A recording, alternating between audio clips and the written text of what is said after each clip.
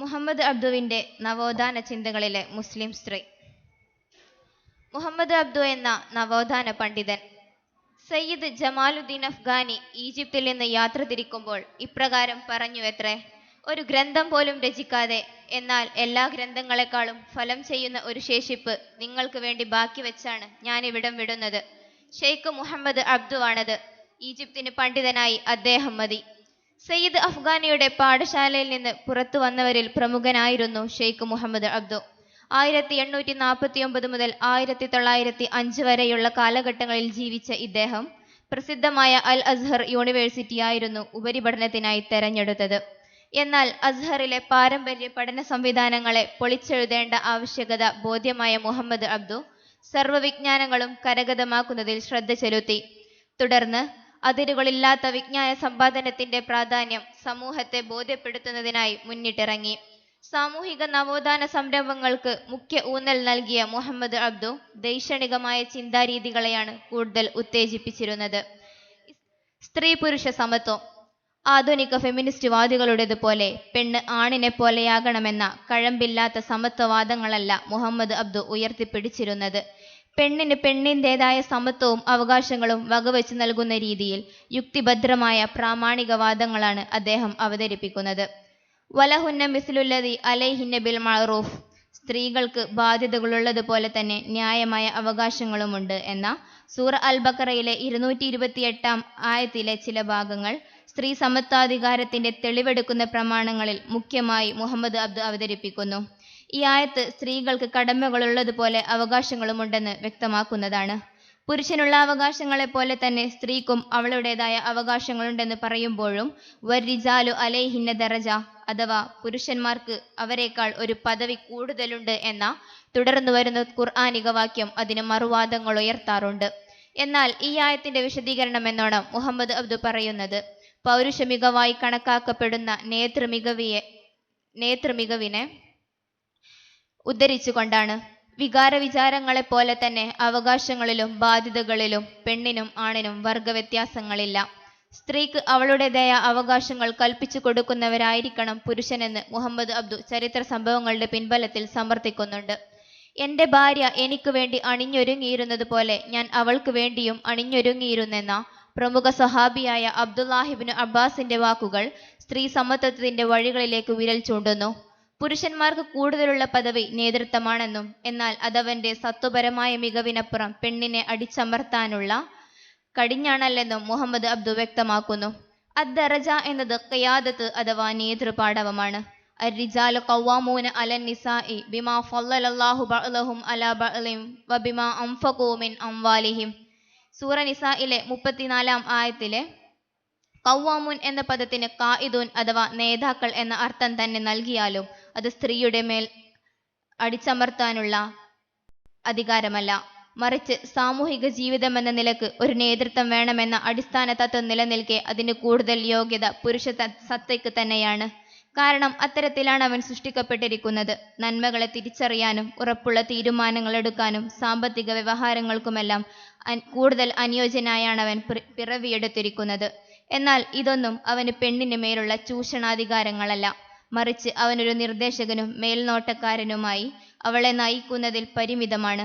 അതായത് സ്ത്രീ പുരുഷ ബന്ധങ്ങളിലെ സമത്വാധികാരത്തെ ഒരു മനുഷ്യ ശരീരത്തോട് ഉപമിച്ചാൽ തല പുരുഷനും ബാക്കി ഉടൽ മുഴുവൻ പെണ്ണുമെന്ന ഉപമയാണ് അദ്ദേഹം നൽകുന്നത്. ഫസ്സാലിഹാതു ഖാനിതാത്തുൻ ഹാഫിളാത്തുൻ ലിൽ ഗൈബി ബിമാ ഹഫളല്ലാഹു വല്ലാഇ തഖാഫൂന നുശൂസഹുന്ന ഫഇളൂഹുന്ന വഹ്ജുറൂഹുന്ന ഫിൽ മലാജി എന്ന പ്രസ്തുത ആയത്തിൽ സ്ത്രീകളെ 2 വിഭാഗങ്ങളായി തിരിക്കുന്ന ഇദ്ദേഹം സദ്വൃത്തകളായ സ്ത്രീകൾക്ക് മേൽ പുരുഷന് യാതൊരുവിധ അധികാരവുമില്ലെന്ന് വാദിക്കുന്നു. എന്നാൽ അവരിൽ നിന്നുള്ള ധിക്കാരത്തെ ഭയപ്പെടുന്ന പക്ഷം അവളുടെ മേൽ അവന് അധികാരങ്ങൾ വകവെച്ച് നൽകപ്പെടാം. സദ്വൃത്തങ്ങൾക്ക് മേൽ ഉപദേശിക്കുന്നതിനുള്ള യോഗ്യത പോലും പുരുഷനില്ലെന്നതാണ് മുഹമ്മദ് അബ്ദുവിന്റെ വാദം. നിശ്ചിത ആയത്തിന്റെ അന്ത്യത്തിൽ ഇന്നല്ലാഹ കാന അലിയൻ കബീറ എന്നതിന്റെ ലക്ഷ്യം എല്ലാത്തിനും മുകളിൽ മഹാനായി അള്ളാഹു ഉണ്ടെന്നും അവന് മുകളിലോ അതല്ലെങ്കിൽ അവന്റെ കൽപ്പനകൾക്ക് വിരുദ്ധമായോ ആർക്കും അധികാര പ്രയോഗങ്ങളില്ലെന്നും മേൽപ്പറഞ്ഞ പുരുഷ മേധാവിത്വത്തിന്റെ ഇല്ലായ്മ ചെയ്യലാണ് പ്രസ്തുത ആയത്ത് എന്നും അദ്ദേഹം വിശദീകരിക്കുന്നു. സ്ത്രീക്ക് അവളുടേതായ സമത്വങ്ങളാണുള്ളത്, അതായത് പെണ്ണിന്റെ സ്വത്വത്തിന് അനുയോജ്യമായവ. മറിച്ച് അതൊരിക്കലും പുരുഷനെ പോലെയാകലല്ല എന്ന് നിർവചിക്കുന്ന മുഹമ്മദ് അബ്ദു, ആണിനെ പോലെയാവലാണ് സ്ത്രീ സമത്വം അതിന്റെ പൂർണ്ണത കൈവരിക്കുകയുള്ളൂ എന്ന ആധുനിക സ്ത്രീവാദങ്ങളെ പാടെ അവഗണിക്കുന്നു. സ്ത്രീ എന്ന ആദരവുള്ള സ്വത്വബോധത്തെ മുറുകെ പിടിക്കാൻ അവളെ പ്രാപ്തയാക്കുകയാണ് ഷെയ്ഖ് മുഹമ്മദ് അബ്ദു. നീതിപൂർവമായ വിശകലനങ്ങളിലൂടെ സ്ത്രീ സമത്വവാദങ്ങളെ ജനസമക്ഷം അവതരിപ്പിച്ച് പുരുഷമേധാവിത്വത്തിന്റെ പേരിലുള്ള ഇസ്ലാം വിമർശനങ്ങളുടെ മുനയൊടിക്കുന്നതിന് അദ്ദേഹത്തിന് സാധിച്ചിരിക്കുന്നു. സ്ത്രീയുടെ വിജ്ഞാന സമ്പാദനം.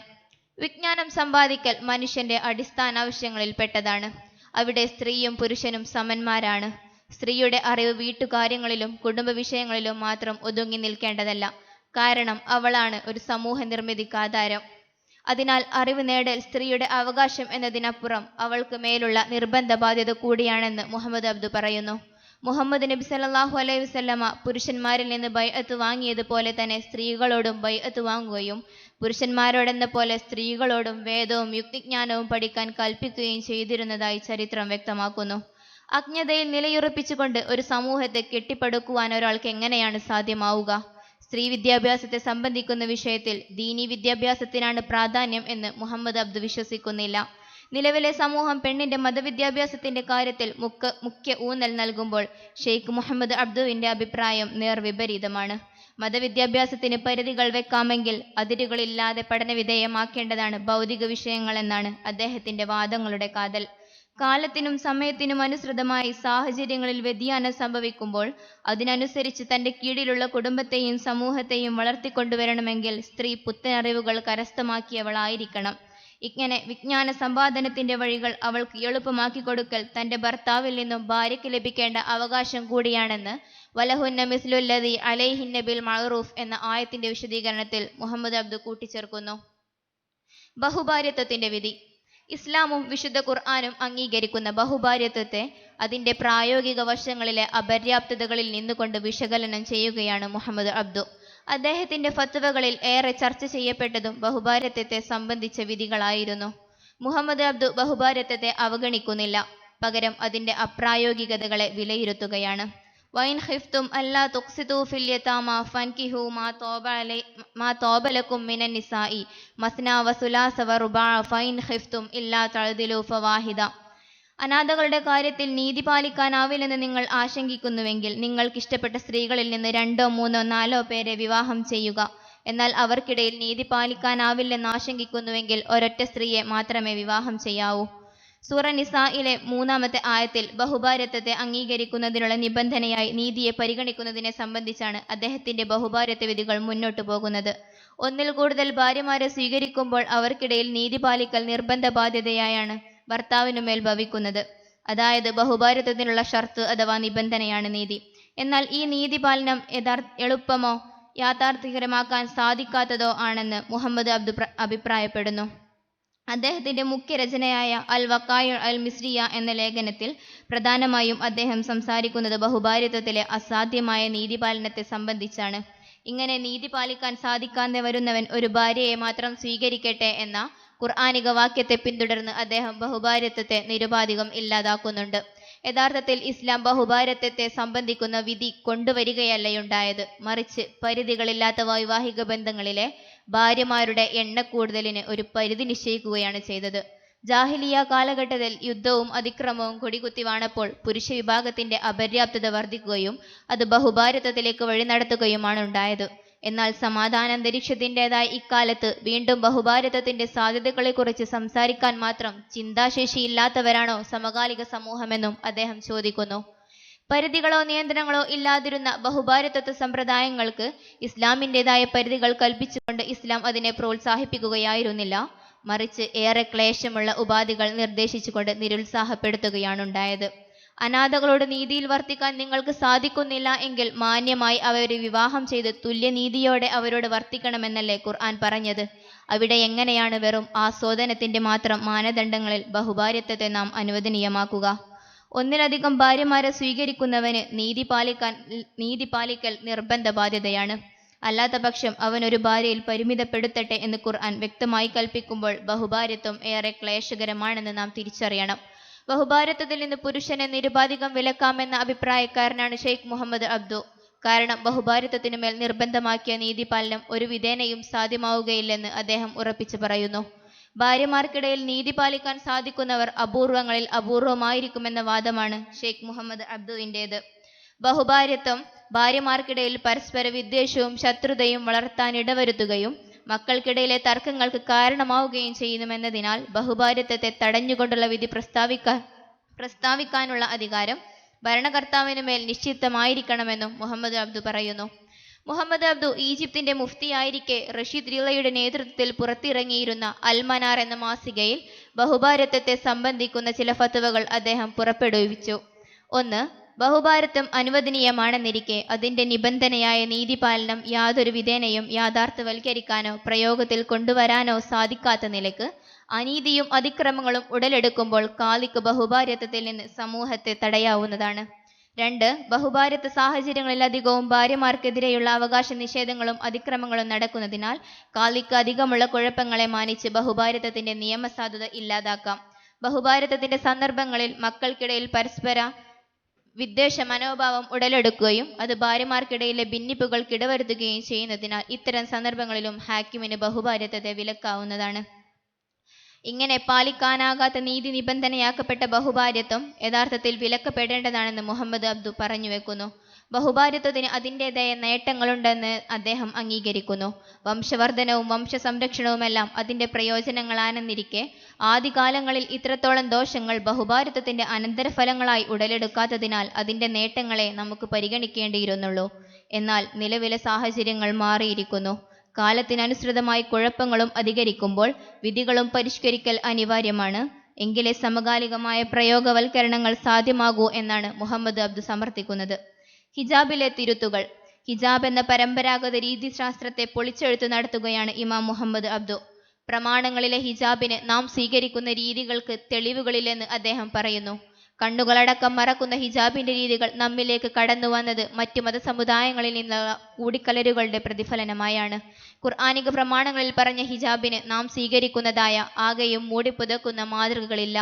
അന്യസമുദായങ്ങളിൽ നിന്നുള്ള മുൻ മാതൃകകളുടെ ഫലമായി മുസ്ലിം സമൂഹവും ഹിജാബായി അവരുടെ രീതികൾ തെരഞ്ഞെടുക്കുകയും അത് തങ്ങളുടെ വേഷവിധാനങ്ങളിൽ ഉൾക്കൊള്ളിക്കുകയുമായിരുന്നു. യഥാർത്ഥത്തിൽ ഹിജാബ് ഹൗഫുൽ ഫിത്ന അഥവാ കുഴപ്പങ്ങൾ ഭയക്കുന്ന സാഹചര്യങ്ങളുടെ അനന്തരഫലമാണ്. ദൃഷ്ടികൾ താഴ്ത്താൻ വിശുദ്ധ ഖുർആൻ ആവശ്യപ്പെട്ടുന്നിരിക്കെ ഫിത്ന ഭയപ്പെടുന്നവർ ദൃഷ്ടികൾ താഴ്ത്തുകയാണ് വേണ്ടത്. എന്തിനാണ് പിന്നെ ഹിജാബിന്റെ ആവശ്യകത എന്ന് അദ്ദേഹം ചോദിക്കുന്നു. അതോടൊപ്പം ദൃഢനിശ്ചയത്തിന്റെയും സ്വയം നിയന്ത്രണാധികാരത്തിന്റെയും മികവിൽ അഹങ്കരിക്കുന്ന പുരുഷ മേധാവിത്വം എന്തിനാണ് ഫിത്ന ഭയന്ന് സ്ത്രീയിൽ നിന്ന് ഹിജാബ് ആവശ്യപ്പെടുന്നത്? പകരം ദുർബലമായ മാനസികാവസ്ഥയിൽ സ്വയം നിയന്ത്രണാധികാരത്തിന് മുന്നിൽ തോറ്റുപോകുന്നവളായ പെണ്ണിൽ നിന്നുള്ള ഫിത്ന ഭയന്ന് പുരുഷനായിരുന്നില്ലേ ഹിജാബ് എന്ന മറക്ക് പിന്നിൽ മറയേണ്ടിയിരുന്നത് എന്നതും മുഹമ്മദ് അബ്ദുവിന്റെ ന്യായമായ ചോദ്യങ്ങളാണ്. ശരീരമാകെയും മറച്ച വേഷവിധാനങ്ങൾ കൊണ്ട് മാത്രം ഫിത്ന കുറയില്ല.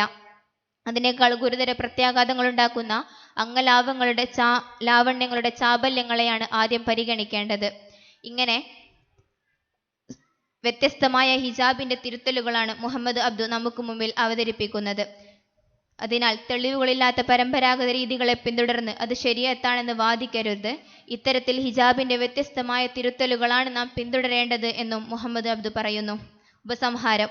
ഇസ്ലാമിലെ സ്ത്രീ സങ്കല്പങ്ങൾ യാഥാസ്ഥികതയുടെ പേരിൽ നിരന്തരം പഴികേൾക്കേണ്ടി വന്ന സാഹചര്യത്തിൽ നവോത്ഥാനത്തിന്റെ പുത്തൻ പാതകൾ തുറന്നിടുകയാണ് മുഹമ്മദ് അബ്ദു ചെയ്തത്.